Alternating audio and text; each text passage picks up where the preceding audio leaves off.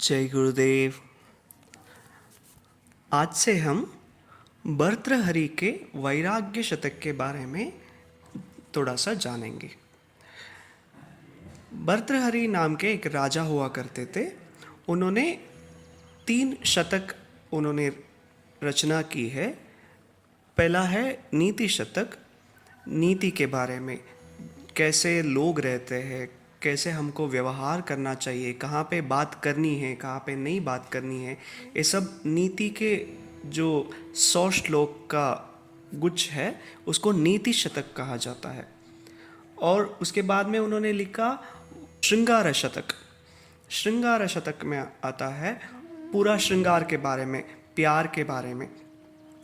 उसके बारे में भी उन्होंने 100 श्लोकों की रचना की है, उसको श्रृंगार शतक करके माना जाता है। और बाद में उन्होंने लिखा वैराग्य शतक। वैराग्य के बारे में 100 श्लोकों का उन्होंने रचना की है, उसको वैराग्य शतक बोलते हैं। हमारे जीवन में पुरुषार्थ करके बोला जाता है। 4 तरह की पुरुषार्थ को बोला गया है। एक तो धर्म, अर्थ, काम और मोक्ष। जब एक मानव, एक मनुष्य धर्म के पद पर चलना चाहिए, धर्म से जीना चाहिए, और अर्थ काम, अर्थ बोले तो पैसा या संपत्ति, काम बोले तो आशाएं, इसको भी हमने पुरुषार्थ में गिना है।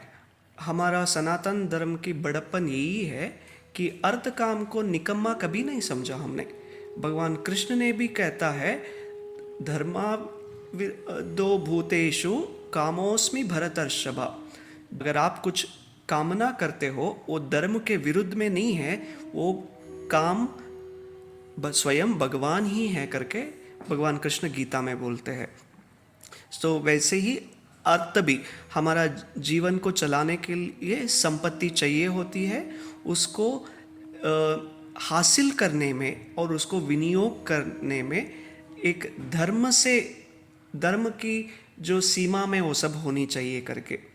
वैसे ही मोक्ष, ये सब के बाद में आता है मोक्ष। मोक्ष के लिए भी हमको ये बोला जाता है कि मनुष्य का लक्ष्य मोक्ष पाना ही है। ये देह मिला है, ये जीवन मिला है हमको मुक्ति पाने के लिए करके, तो इसको पुरुषार्थ करके बोलते हैं। अगर ये तीनों शतकों को हम पुरुषार्थ में देखना हो तो पहला है नीति शतक, उसको धर्म के साथ हम जोड़ा जा सकता है, और अर्थ काम को श्रृंगार शतक में देखा जा सकता है, और मोक्ष को वैराग्य शतक में देखा जा सकता है। अभी वैराग्य क्या है? इहामुत्र फलभोगो विरागः, जिस पे हमको फल की अपेक्षा नहीं है उसका विराग है। बहुत बार हमको ऐसा होता है मैं कर नहीं पाता हूँ इसलिए मुझे वो नहीं चाहिए करके। ऐसा नहीं, मेरे पास पूरा ताकत है फिर भी मुझे वो हासिल कर सकता हूँ, फिर भी मुझे वो नहीं चाहिए। इसको बोलते हैं विराग या वैराग्य बोलते हैं। वैराग्य को हमारे में बहुत ही उत्कृष्ट दर्जा दिया हुआ है। हमारा में साधना चतुष्टय करके बोला जाता है। एक तो विवेक, वैराग्य, समाधि षट संपत्ति और मुमुक्षत्व। हमको आत्मज्ञान पाने के लिए, हमारा वेदांत का अध्ययन करने के लिए ये साधना चतुष्टय बहुत ही प्रमुख माना जाता है। उसमें पहला आता है विवेक। पहले हमको जागरूक होना चाहिए, क्या सत्य है क्या असत्य है करके जानना है। उसके बाद में बोला जाता है वैराग्य। वैराग्य को हमको अभ्यास करना है। गीता में भी कृष्ण बोलते हैं किसी को अगर आपको हासिल करना है तो आपको अभ्यासेन तु कौन्तेय वैराग्येण च गृह्यते। अभ्यास और वैराग्य, प्रैक्टिस एंड डिस्पैशन करके बोलते हैं। तो ये मुमुक्षत्व के लिए, आत्मज्ञान के लिए या वेदांत का अध्ययन के लिए बहुत ही एलिजिबिलिटी अगर कुछ बोला जाता है तो वो वैराग्य है। अगर आप में वैराग्य है तो अगर आप में विवेक थोड़ा कम हो तो भी चलेगा, समाधि षट संपत्ति है नहीं है तो भी चलेगा, लेकिन वैराग्य होना बहुत ही आवश्यक है। तो इस दृष्टि में ये हम वैराग्य शतक हमारे लिए बहुत ही आप्यायमान है, बहुत ही अनुकरणीय, आदरणीय और अनुसरणीय भी है। हम जितना होता है रोज़ इसका सुनेंगे और हम कहाँ पे खड़े हैं करके हम इसका तुलना कर सकते।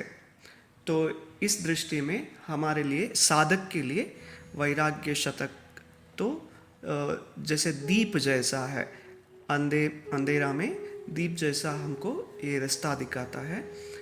जब हमको आईना दिखाता है ये, हम कहाँ पे खड़े हैं। हम बोल तो लेते हैं हम साधक है, ये ध्यान करते हैं, इतना पूजा करते हैं, इतना जाप करते हैं करके, लेकिन अगर आप में वैराग्य है क्या प्रश्न पूछा तो हमारे पास उत्तर नहीं होता है। तो उसके लिए एक साधक के लिए ये बहुत ही अध्ययनशील ग्रंथ है। इसका हम एक एक श्लोक हम देखेंगे। नमस्ते।